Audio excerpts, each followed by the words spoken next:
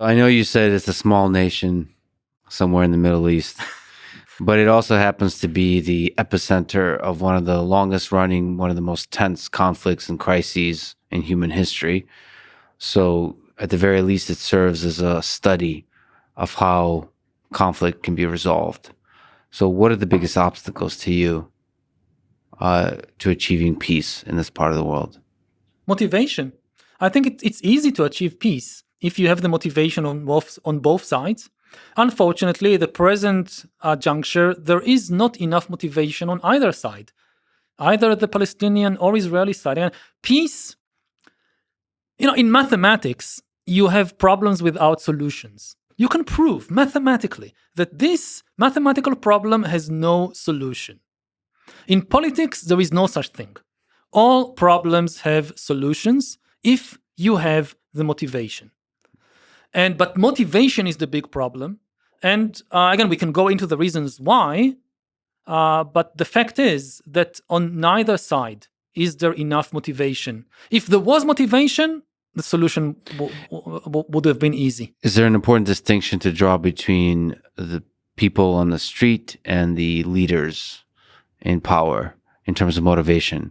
So, are most people motivated and hoping for peace, and the leaders are motivated and incentivized to continue war? I don't think so. Or the people also? I think it's a deep problem. It's also the people. It's not just the leaders. Is it even a human problem of literally hate in people's heart? Yeah, there is a lot of hate.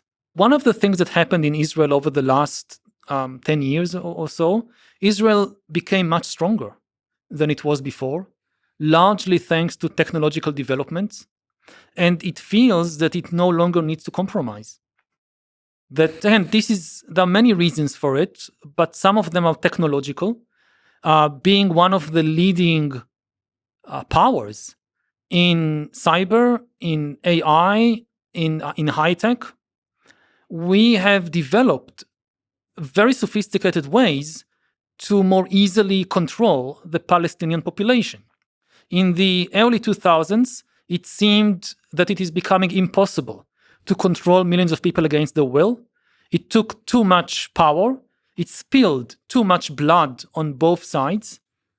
So there was an impression, this is becoming untenable. And there were several reasons why it changed, but one of them was new technology.